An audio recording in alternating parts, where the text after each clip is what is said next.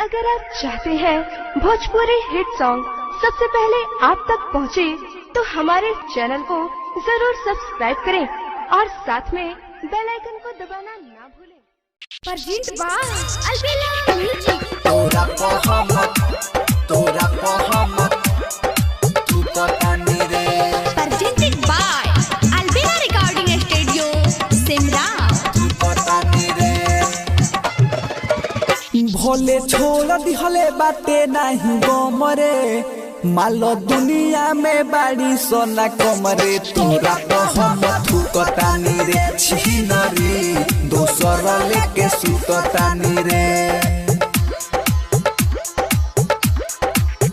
भोले छोड़ दिहले बाटे नहीं गोमरे, मालो दुनिया में बाड़ी सोना कमरे। तोरा मोहम्मद तू पता नहीं रे। खेलनी दोसर लेके सुतता नहीं रे। खेलनी दोसर लेके सुतता नहीं रे। छिनरी तोरा मोहम्मद तू पता नहीं रे। भोले छोड़ दिहले बाटे नहीं गोमरे, मालो दुनिया में बाड़ी सोना कमरे। तोरा मोहम्मद तू पता नहीं रे। छिनरी दोसर लेके सुतता नहीं रे। तोरा मोहम्मद तोरा मोहम्मद तू पता नहीं रे। तू पता नहीं रे। तोरा से सुनर बानी पटवले, मालो ही देसी रे। मालो ही देसी। हाँ तोरा से सुनर बानी पटवले, मालो ही देसी रे। सच कहिले मिलेला मजा, एकरा में तोरा से बेसी रे।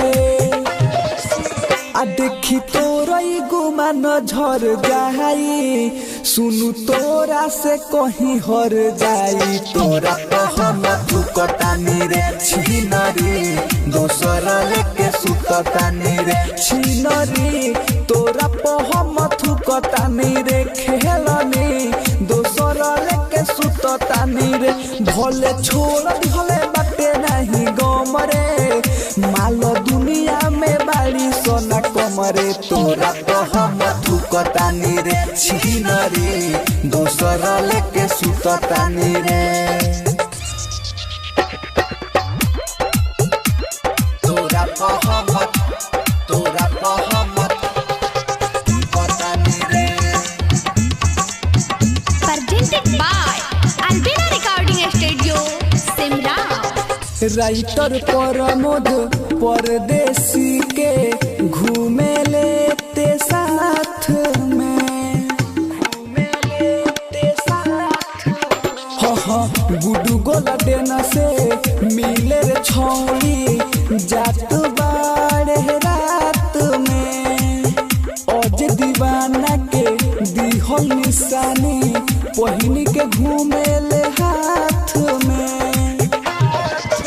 आ सब जान गोइल अमर जीते अकेला, रितेश हमारा से आके सब कहेला। तोरा मोहम्मद तू पता नहीं रे। छिनरी दोसर लेके सुतता नहीं रे। छिनरी तोरा मोहम्मद तू पता नहीं रे। खेलनी दोसर लेके सुतता नहीं रे।